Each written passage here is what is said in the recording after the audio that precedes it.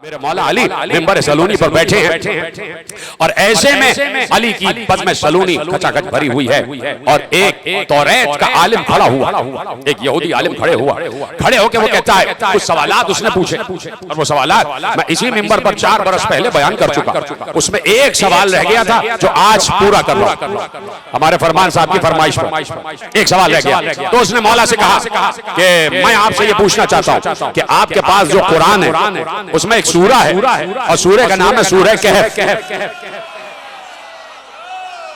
क्या मैं आपसे असहाबे कहफ के बारे में पूछना चाहता हूं और अगर आपने सही सही बता दिया कि जैसा के तौरात में लिखा है, देखिए अली की फजीलत है, ये जितनी दाद होती है ना ये सब मासूम को जा रही होती है।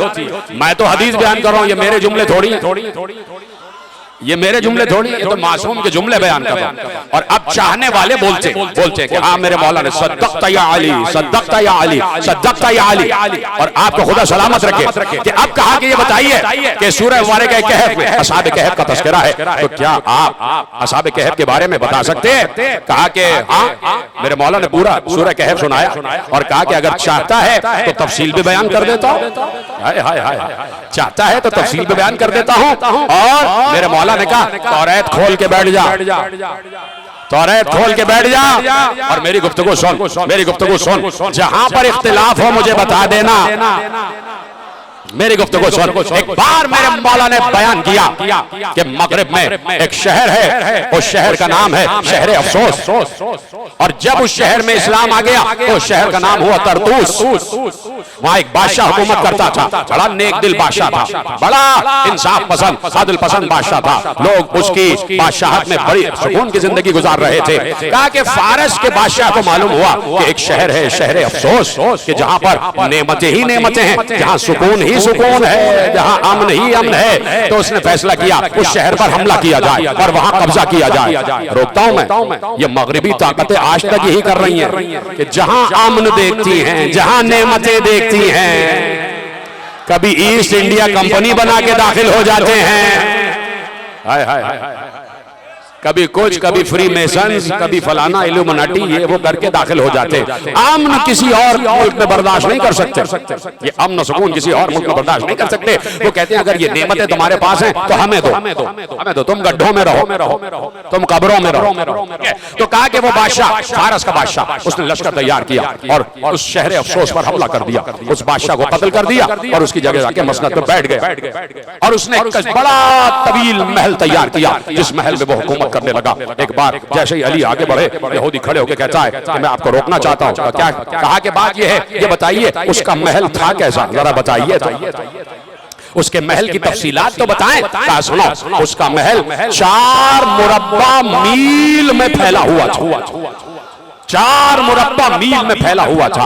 उसके महल में 1000 सोने के सुतून थे, उन सुतूनों पे पूरी सक़्फ़ यानी छत कायम थी और उनमें 1000 सुनहरी जंजीरों में कंदीलें लटक रही थी और उसमें रात को खुशबूदार तेल डाला जाता था और उसमें शमा रोशन की जाती थी, पूरा महल खुशबू से महक जाता था। और ऐसे में उस महल में 180 रोशनदान थे, 180 रोशनदान थे कि सूरज तुलू करे और गुरूब करे तो उस पूरे महल में उसकी रोशनी आती रहे, उस पूरे महल में उसकी रोशनी आती रहे। और ऐसे में कहा कि बीच में उसका तख्त था और वो तख्त पर बैठा होता था और तख्त भी सोने का था, बड़ा मुरस्सा तख्त था, बड़ा जड़ाऊ तख्त था, बड़ा सोने और चांदी के तारों से बना हुआ था, बड़े अकीक और ज़मरुद उसमें जड़े हुए थे और उस पर उसकी कुर्सी थी और कुर्सी भी सोने और चांदी के तारों से जड़ी हुई थी और वो उस पर बैठता था। उसके सर पे ताज था। जैसे ही मौला आगे बढ़े उसने कहा मैं आपको रोकना चाहता हूँ। तो क्या पूछना चाहता है? कहा मुझे ये बताइए उसका ताज कैसा था।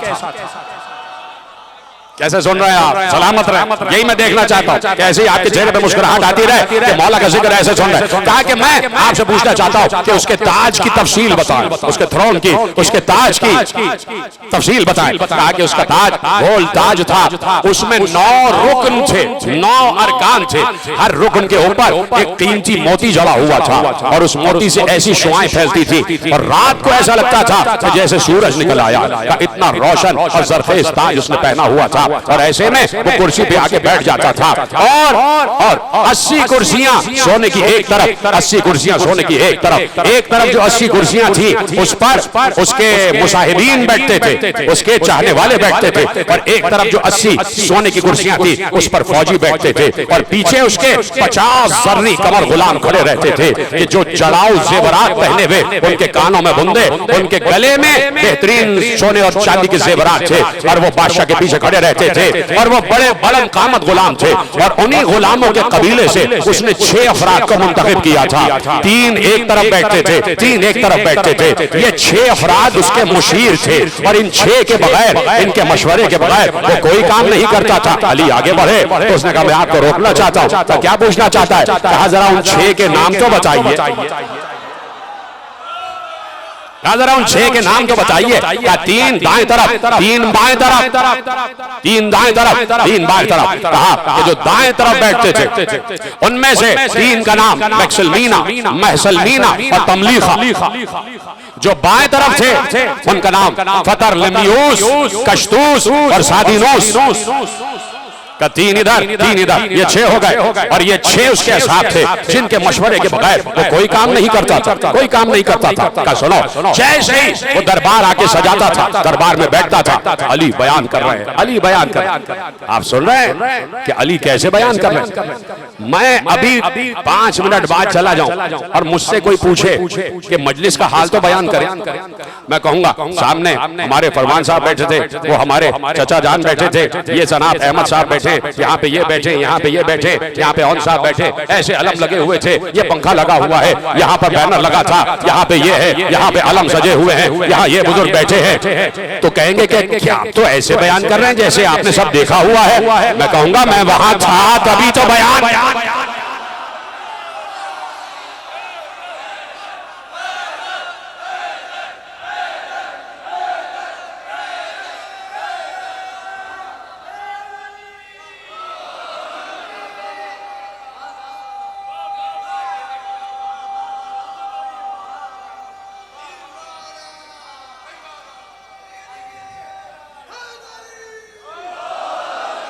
वजह फरमाई, अली बयान कर रहे हैं। कहा कि सुनो, अजीब बात, अली कह रहे हैं जैसे ही वो अपने बादशाह की मसनद पे आके बैठता तो सामने वाले दरवाजे से 3 गुलाम दाखिल होते थे। एक गुलाम के हाथ में बड़ा तबक होता था जिसमें जाफरान का पानी होता था, जिसमें कस्तूरी का पानी होता था, कस्तूरी का पानी होता था। दूसरे गुलाम के हाथ में बड़ा सा तबक जिसमें अर्द गुलाब होता था। तीसरा गुलाम एक परिंदे को लेके आता था और ऐसे में तीनों बराबर खड़े हो जाते, परिंदे को खोला जाता, परिंदा उड़ता हुआ पहले कस्तूरी वाले तबक में आके बैठता, अपने परों को तर करता, अपने बालों को तर करता, उसके बाद अर्द गुलाब वाले तबक में आके बैठता, अपने परों को तर करता, अपने बालों को तर करता, उड़ता और उसके बाद बादशाह के सर के ताज पे आके बैठ जाता और फिर अपने परों को फड़फड़ाता था और उससे फिर जो बूंदे टपकती थी पूरे बादशाह का वजूद खुशबू से महक उठता। क्या उससे जो बूंदे गिरती थी बादशाह का वजूद खुशबू से महक उठता था। कहा कि 30 साल उसने ऐसे हुकूमत की कि परिंदा उसके सर पे आके बैठता, उसके ताज पे आके बैठता। उस बादशाह को 30 साल कोई बीमारी नहीं हुई, कोई बीमारी नहीं हुई, ना उसे बुखार हुआ, ना तपे लर्जा चढ़ी, ना उसे पेट का दर्द हुआ, ना उसे सर का दर्द हुआ, ना उसे कोई लुआब की परेशानी हुई, ना उसकी नाक से कभी खून बहा। का 30 साल उसे कोई बीमारी नहीं हुई, 30 बरस उसे कोई बीमारी नहीं हुई। तो उसमें गुरूर पैदा हुआ, उसमें तकब्बुर पैदा हुआ। कहाँ बैठे हैं आप? समझ गए उनको मेरा सलाम, मौला की बात है। 30 बरस उसने बादशाहत की, उसे कोई बीमारी नहीं हुई तो गुरूर पैदा हुआ, तकब्बुर पैदा हुआ। तो मालूम हुआ कि ये बीमारी भी रहमत है। अगर किसी को बीमारी ना हो तो कभी वो फिरौन बन जाता है, शद्दाद बन जाता है, नमरूद बन जाता है। तवज्जो है, ताकि उसे 30 बरस कोई बीमारी ना हुई, उसमें गुरूर पैदा हुआ, तकब्बुर पैदा हुआ। एक बार उसने बादशाहत से बढ़कर खुदाई का ऐलान कर दिया और कहा मैं खुदा हूँ, मुझे सजदा करो, मुझे सजदा करो, मैं खुदा हूँ। मैंने ये सारी दुनिया बनाई है। कुछ लोगों ने माना, कुछ ने ना माना। जिन्होंने नहीं माना उसने उसे कत्ल करना शुरू कर दिया, कत्लेआम करना शुरू कर दिया। और ऐसे में ये 6 के 6 रोजाना आके दरबार में बैठते थे और उसको मुसलसल मशवरे देते थे। कहा कि एक दिन ऐसा हुआ कि ईद का दिन था और बाहर से एक कासिद आया और उसने कहा कि फारस में एक लश्कर तैयार हुआ है, जहां से तुम आए हो वहां एक लश्कर तैयार हुआ है और तुम पर हमला करना चाहता है, वो तुम पर हमला करना चाहता है। का ईद के दिन खुशी के आलम में जब उसे ये खतरनाक खबर मिली तो लर्जा, और जब लर्जा तो सर का ताज गिरा, और जब सर का ताज गिरा उसके बाद खुद भी लड़खड़ा के जमीन पर गिर गया, का डर के जमीन पर गिर गया। फिर एक बार चौक के बैठ गया। का तमलीखा ने ये देखा 6 के 6 रोजाना एक मकाम पर जमा होते थे, एक दिन एक के घर में खाना, एक दिन एक के घर में, 6 दिन 6 के घर में खाना होता था। उस दिन मक्सलमीना के घर में खाना था। ये 6 के 6 शाम को जमा हो। तमलीखा ने खाना नहीं खाया, सबने खाना खाया, तमलीखा ने खाना नहीं खाया। सबने पूछा कि खाना आपकी तरफ से और आप खाना नहीं खा रहे। मैं कुछ सोच में हूँ। क्या सोच में? मैं मुसलसल सोच रहा हूँ ये आसमान किसने बनाया, इसके ऊपर कोई चीज इसको लटकाए हुए नहीं है, नीचे से कोई चीज इसे संभाले हुए नहीं है, ये ऐसा ही है। और इसमें जो सितारे जड़े हुए हैं, इन सितारों को कोई संभालने वाला नहीं है, ये बगैर किसी सुतून के जड़े हुए हैं। और कहता है फिर मैंने अपनी जमीन पर गौर किया कि हमारी जमीन भी ऐसे ही रुकी हुई है, ना इसके दाएं तरफ कोई सुतून, ना बाएं तरफ, ना आगे ना पीछे। और क्या मैं बाज़ औक़ात अपने ऊपर गौर करता हूँ कि मुझे बनाने वाला कौन है, मुझे नुत्फे से सुल्ब में लाने वाला कौन है, और सुल्ब उसके बाद रहम मादर में मुंतकिल करने वाला कौन है, और रहम मादर में मेरी परवरिश करने वाला कौन है, और रहम मादर से मुझे बाहर लाने वाला कौन है। और क्या ये सब मैंने सोचा तो मैं इस नतीजे पर पहुंचा कि दकियानूस तो खुदा नहीं हो सकता। बादशाह का नाम दकियानूस था। ये दकियानूस तो खुदा नहीं हो सकता, इसलिए कि ये सब काम नहीं कर सकता। इसलिए कहा कि जैसे ही मैंने सुबह उसको देखा तो ये डर के मारे गिर गया था। और जो डर जाए वो खुदा नहीं, जो डर जाए वो खुदा नहीं। 5 के 5 उसके कदमों में गिरे। का खुदा की कसम तमलीखा हम भी यही सोच रहे हैं, हम भी यही सोच रहे हैं। का ठीक है मैंने फैसला कर लिया है कि अब इसकी खुदाई को नहीं मानना। का ठीक है हमने भी फैसला कर लिया। का चलो इसके मुल्क को छोड़कर चलते। ठीक है तो उन्होंने जो अपनी कमाई से खजूरें उगाई थी, उन खजूरों को बेचा। 3 दिरहम की खजूरें बिकी तमलीखा की, 3 दिरहम की खजूरें बिकी। 3 दिरहम उसने अपनी कमर के पटके में रखे और ये 6 के 6 चले, अपनी सवारी पर बैठते हुए चले, घोड़े पे बैठते हुए तेजी से चले। और जब इस मुमलिकत की हुदूद से बाहर निकल गए तो कहा अब रुक जाओ, अब इसकी मुमलिकत की हुदूद खत्म हो गई, अब आराम से चलो। घोड़े से उतरे और पैदल चले। 40 मील मजीद पैदल सफर तय किया। पाँव में छाले पड़ गए, आबले पड़ गए, पाँव में वरम आ गया, इसलिए कि बादशाह थे, शहजादे थे, मुशीर थे, वजीर थे, पैदल चलने की आदत ही नहीं थी, पैदल चलने की आदत ही नहीं थी। रुके थोड़ी दूर आगे बढ़े तो देखा एक गडरिया है जो भेड़ों को चरा रहा, जो गल्ले को चरा रहा है। आगे बढ़े कहा कि तेरे पास अगर पानी है और दूध है तो दे दे, हम मुसाफिर हैं। कहा मेरे पास है तो सब कुछ, लेकिन तुम बताओ तुम 6 कौन हो, इसलिए कि तुम लिबास से शहजादे लग रहे हो, किसी बादशाह के दरबार के लग रहे हो। कहा देखो जिस दीन से हम ताल्लुक रखते हैं उसमें झूठ बोलना हराम है, हम तुमसे झूठ नहीं बोलेंगे। तो अब ये बताओ कि जब सच बोलेंगे तो हमें जमानत देते हो कि हमें जान की अमान मिलेगी, किसी से बताओगे नहीं? कहा नहीं मैं तुम्हें जमानत देता हूँ। तो इन 6 के 6 ने बताया कि हम दकियानूस के वजीर हैं और हम उसकी बादशाहत से, उसकी खुदाई से इनकार कर चुके हैं और उसकी मुमलिकत से बाहर आ गए और हम खुदाए वाहिद के पैरोकार हैं। ये गडरिया उनके कदमों पर गिरा। खुदा की कसम जो आप सोचते हैं वो मैं सोचता हूँ। अब समझ में आया दुनिया हुज्जत के वजूद से खाली नहीं रहती।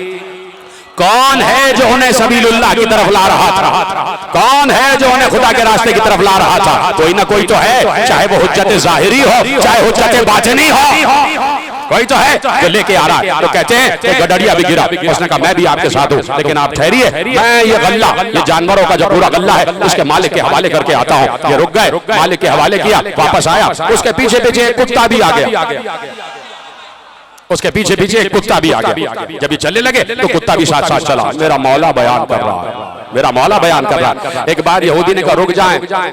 का क्या पूछना चाहते? कहते हैं कि बताइए कि उस कुत्ते का नाम क्या था, उस कुत्ते का नाम क्या था? उस कुत्ते का नाम कितमीर था। उसने तौरात खोली का जो जो तफसीलात बयान की है बेऐन ही वैसे ही लिखा है तौरात में ऐसा ही लिखा है। आगे बताइए। कितमीर भी पीछे पीछे। ऐसे में 6 ने उस गडरिये से कहा इस कुत्ते को पीछे हटाओ, इस कुत्ते को हटाओ, कहीं ऐसा ना हो ये भौंक भौंक के हमारी तरफ इशारा कर दे और हमारी मुखबिरी कर दे। उसको भगाने लगे, कुत्ते ने उनकी बात समझी, और कुत्ता एक बार अपने पिछले कदमों पे बैठ गया और अपनी गर्दन उठा के उसने उन्हीं की जबान में बोलना शुरू किया कि मैं तुम्हारी तरह खुदाए वाहिद पर यकीन रखता हूं। उन्हीं की जबान में, मेरा मौला अली कह रहा था, उन्हीं की जबान में कुत्ते ने बयान करना शुरू किया कि मैं तुम्हारी ही तरह, देख रहे हैं आप सबीलुल्लाह की तरफ कैसे कैसे सफर हो रहा है, अल्लाह के रास्ते की तरफ कैसे कैसे सफर हो रहा है। कहा कि उसने उन्हीं की जबान में बात की और कहा मैं तुम्हारी ही तरह खुदाए वाहिद पर यकीन रखता हूं और तुम इस बात पर यकीन रखो कि मैं तुम्हें तंग नहीं करूंगा, तुम्हारी मुखबिरी नहीं करूंगा। इन 6 ने सुना, 7 ने सुना तो परेशान हो गए, कुत्ते को साथ लेके आ गए। चले चलते चलते उसने कहा कि मैं आपको गार की तरफ ले जाता हूं। गार की तरफ पहुंचे, गार के आगे बहुत मीठे पानी का चश्मा था, चारों तरफ बेहतरीन सब्जा उगा हुआ था जिसमें फल भी थे फूल भी थे। इन्होंने पानी पिया, इन्होंने पानी पिया और कुछ फल खाए और कहा कि देखो बहुत थक गए, जरा गार में आराम कर लेते हैं। ये 6 ये 7 के साथ गार में आ गए और कुत्ता गार के दरवाजे पर, अली कह रहे कुत्ता गार के दरवाजे पर अपने सामने के हाथ फैला के बैठ गए। ये कुरान भी कह रहा है कि इसी तरह आज तक बैठा है, अपने सामने के पांव फैलाकर बैठ गया। का ऐसे में जब वहां दकियानूस फारस के लश्कर से फारिग हुआ, वापस दरबार में आया तो उसने दाएं देखा बाएं देखा और कहा ये 6 कहां गायब है? ये तमलीखा मक्सलमीना महसलमीना, ये फतर बेतलियूस और ये 6 के 6 कहां गए? तो सबने जवाब दिया कि भाई वो तेरी मुमलिकत छोड़ गए, वो तेरी मुमलिकत छोड़ गए, कश्तूस और सादीनूस, ये तेरी मुमलिकत छोड़ गए, इसलिए कि उन सब ने तुम्हारी खुदाई से इनकार कर दिया। कहा कब गए? कहा कि 2 दिन से भी कम हो गया। चलो उनका पीछा करते। हजारों की फौज तैयार की दकियानूस ने और फौज चलते चलते पीछे उनका कदमों का सामना करते हुए, पीछा करते हुए उस मकाम पर पहुंच गए। अब जैसे ही वो वहां पहुंचे तो देखा ये 7 के साथ सो नहीं रहे, बल्कि जिस वक्त ये सोए थे, अली कह रहे जिस वक्त ये सोए अल्लाह ने फरिश्ते को भेजा और अल्लाह ने कहा इनकी रूह को कब्ज कर लो, क्या इनकी रूह को कब्ज कर लो। और हर 7 पे 2-2 फरिश्तों को मुअय्यन किया और कहा कि ये 2 फरिश्ते इनको करवटें दिलाते रहो, करवटें दिलाते रहो। और सूरज से कहा कि इस तरह तुलू करना कि इन पर किरण तुम्हारी आती रहे, किरण आती रहे ताकि धूप लगती रहे बदन को। ये साइंस है, साइंस। बदन को धूप भी चाहिए, विटामिन डी, समझ रहे हैं? तो सूरज से कहा इस तरह तुलू करना मशरिक से मगरिब के इन तक धूप की किरण पहुंचती रहे। बादशाह पहुंचा, बादशाह ने देखा गार के अंदर पहुंचा तो ये 7 के साथ मरे पड़े। वो समझा ये मरे हुए। सबसे उसने कहा अगर मैं भी इनको सजा देता तो यही सजा देता, इनको मौत की सजा देता, इनको यही दफना दो। कैसे दफनाए? गार के दहाने को बंद कर, ईंटों से और चूने से गार के दहाने को बंद कर दिया, बंद कर दिया। सोने लगे। बादशाह वापस चला गया, बादशाह वापस चला गया। थोड़ी देर के बाद ये उठे आंखें मलते हुए और उन्होंने देखा कि गार का दहाना बंद है लेकिन कहीं कहीं दराड़े हैं, सूरज की किरणें आ रही। लोगों ने इन 6 के 6 7 के साथ ने चाहा कि ये, उन्होंने कहा कि पता नहीं कैसे गार का दहाना बंद हो गया, अब गार का दहाना खुल ही नहीं रहा। कहा कि हम 6 के 6 अपनी अपनी नेकियां बयान करते हैं, जो नेकी खुदा की बारगाह में कबूल होगी उस नेकी के सदक़े से दहाना खुलता जाएगा। इन 7 के 7 ने नेकियां बयान की, थोड़ा थोड़ा थोड़ा थोड़ा होते होते गार का दहाना खुल गया, गार का दहाना खुल गया। ये बाहर आए, इन्होंने कहा पानी पीते हैं, कुछ फल वल खाते हैं। सामने देखा चश्मा खुश्क, दरख्त सूखे हुए, दरख्तों का नामो निशान।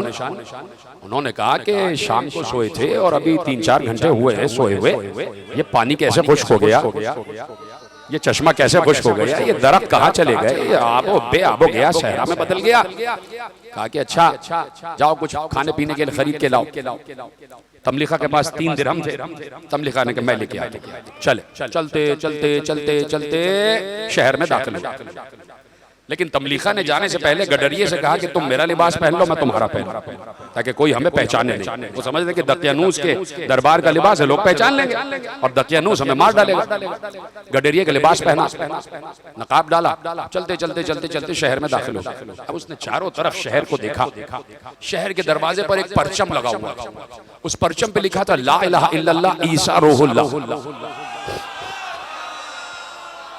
ला इलाहा इल्लल्लाह ईसा रूहुल्लाह। तमलीखा को ये देख के बड़ा सुकून भी हुआ और हैरानी भी कि ये क्या हुआ। शहर के दरवाजे पे ला इलाहा इल्लल्लाह लिखा, जिस अल्लाह को हम मानते हैं उसका जिक्र। खैर वो दरवाजे से आगे बढ़ा, इसी तहय्युर की कैफियत में आगे बढ़ते बढ़ते बढ़ते बढ़ते एक नान भाई, एक रोटी पकाने वाला रोटी लगा रहा था। इन्होंने कहा कि भाई ये कौन सा शहर है? कहा ये शहर अफसोस है। उसने कहा अफसोस है, शहर का नाम तो अफसोस है। कहा यहाँ बादशाह का नाम क्या है? कहा बादशाह का नाम है अब्दुर्रहमान। अब ये ठिठका, उसने कहा बादशाह तो दकियानूस था, ये अब्दुर्रहमान कैसे हो गया? सोचने लगा, लेकिन उसने कहा चलो पहले रोटी खरीदते हैं। 1 दिरहम निकाला, कहा भाई मुझे कुछ रोटियां दे दो। उस नान भाई ने दिरहम लिया, देख के कहता है कहीं से खजाना हाथ लगा, कहीं से बड़ा कदीम खजाना हाथ लगा है। क्या मतलब? खजाना हाथ लगा?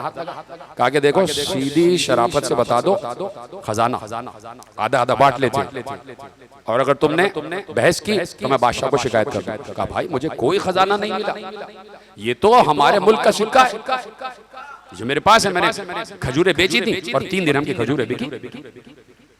तो अब यहूदी रोक के पूछता है रुकिएगा रुकिएगा, क्या बात है? कहा ये बताइए कि वो दिरहम कितने दिरहम के बराबर था? का वो 1 दिरहम उस दौर के 10 दिरहम के बराबर था, वजन में 10 दिरहम के बराबर। का बहस बढ़ गई, और जब इन्होंने तमलीखा ने नहीं माना तो उसने कहा ठीक है तुम मुझसे बहस करते हो, मैं तुम्हें बादशाह के पास ले जाता हूं। घसीटता हुआ बादशाह के पास ले गया, और बादशाह से कहा कि इसके हाथ में कोई खजाना लगा है और ये बताता नहीं। बादशाह ने कहा परेशान नहीं हो, उससे कहा परेशान नहीं हो, तमलीखा से कोई परेशान नहीं हो, हम ईसा के मानने वाले हैं, और जनाब ईसा की शरीयत में ये है कि अगर किसी के हाथ खजाना लग जाए, खजाना है उसका, लेकिन उस पर वाजिब है कि उस खजाने का खुम्स हुकूमत को दे दे, तो तुम उस खजाने का खुम्स हुकूमत कर दो तो बाकी खजाना तुम्हारे पास। कहा मेरे पास कोई खजाना नहीं है, मैं शहर का रहने वाला हूँ, और ये दिरहम है। उन्होंने कहा ये दिरहम 300 साल पुराना है। कहा ये दिरहम 300 साल पुराना है। कहा मुझे समझ में नहीं आ रही, मैं तो इसी शहर का रहने वाला हूँ। बादशाह ने कहा इस शहर के कुछ लोगों को जानते हो? कहा जानता हूँ। कहा नाम बताओ। तकरीबन तमलीखा ने 1000 लोगों के नाम बताए। पूरे दरबार ने कहा हम तो इस नाम के किसी को नहीं जानते। कहा अच्छा तुम्हारा इस शहर में ताल्लुक है तो कोई घर हुई होगा? कहा है। कहा चलो अपने घर पे, अपने दरबारियों से कहा जाओ इनके साथ देखो इनका घर कहाँ है। चलते चलते चलते गलियों से मुड़ते मुड़ते एक बड़े से दरवाजे के सामने रुके। कहा ये है मेरा घर। तमलीखा ने कहा ये है मेरा घर। दकुल बाब हुआ, वहां से कमर झुकी हुई बूढ़ा कमर झुकी हुई 150-200 साल पुराना बूढ़ा बाहर बरामद हुआ, हाथ में उसके लाठी। उस बूढ़े से लोगों ने कहा इनको जानते हो? बूढ़े ने ऐसे गर्दन उठाई, मैं नहीं जानता। कौन है ये? बूढ़े ने कहा तुम्हारा नाम क्या है? तमलीखा ने कहा कि मेरा नाम तमलीखा बिन फिलसीन। जैसे ही बूढ़े ने तमलीखा बिन फिलसीन का नाम सुना, बूढ़ा लरसने लगा, उसके हाथ से लाठी गिर गई, लड़खड़ाया। लोगों ने उसे संभाला, कहा कि आप तमलीखा बिन फिलसीन? कहा। उन सिपाहियों से कहा ये मेरे जद के जद के जद के जद हैं, और ये बादशाह दकियानूस की खुदाई का इनकार करके उसका शहर छोड़ के चले गए थे, और मुझे हजरत ईसा ने खबर दी थी कि वो फिर आएंगे और तुमसे मिलेंगे।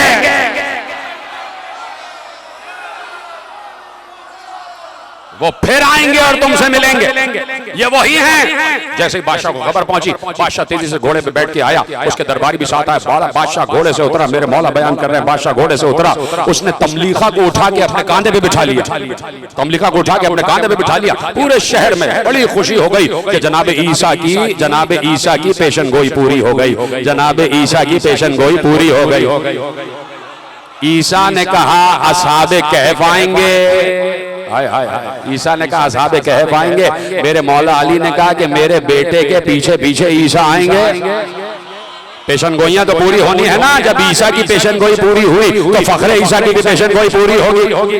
बादशाह पूरे शहर में कांधे पे उठा के और कहा कि आपके कुछ और भी लोग हैं? कहा मेरे 6 साथी और का उनके पास चलते हैं या उनको लेके आते हैं। पूरा लश्कर चला। उस शहर में 2 बादशाह थे, एक ईसाई एक नसरानी। एक ईसा रूहुल्लाह मानते थे, ला इलाहा इल्लल्लाह कहते थे, और एक शिर्क की कैफियत में थे। 2 तबके चल रहे थे, दोनों का जिक्र कुरान में, और ये पूरा किस्सा कुरान में तफसील के साथ नहीं, इजमाल के साथ मेरे मौला ने तफसील के साथ बयान किया। खत्म कर रहा हूं बात। बादशाह लेके चला, गार के करीब पहुंचे, दोनों बादशाह साथ, एक नसरानी एक मुसलमान। मेरे मौला कह रहे गार के करीब पहुंचे, तमलीखा ने रोका, सब जाएंगे तो वो परेशान हो जाएंगे, वो समझेंगे कि दकियानूस का लश्कर आ गया और हमें मारने आ रहा है, वो देख के मर जाएंगे। पहले मैं जाके उनको बताता हूं। लश्कर वहीं रुका, तमलीखा आगे बढ़े। 6 को बताया कि कितनी देर सोए थे। तमलीखा ने 6 से पूछा कितनी देर सोए थे? का 2 पहर 3 पहर? का 3 पहर ने 309 बरस सोए हो। 309 बरस लरजने लगे, या अल्लाह तेरी कुदरत, यह है कुदरत।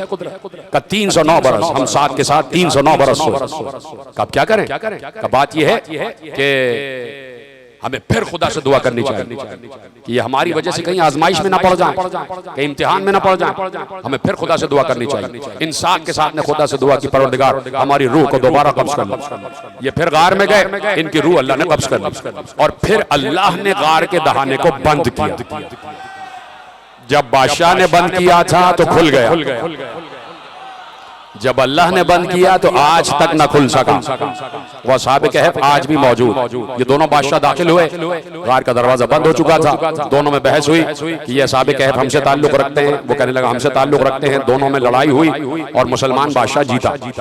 और सूरह कहफ का इख्तिताम भी इसी पर हो रहा है कि फिर उस गार के आगे मस्जिद बनाई, उस गार के आगे मस्जिद बनाई गई। तवज्जो फरमा रहे हैं आप कि 309 बरस के बाद जागे, 309 बरस के बाद जागे, फिर सोते रहे सोते रहे सोते रहे।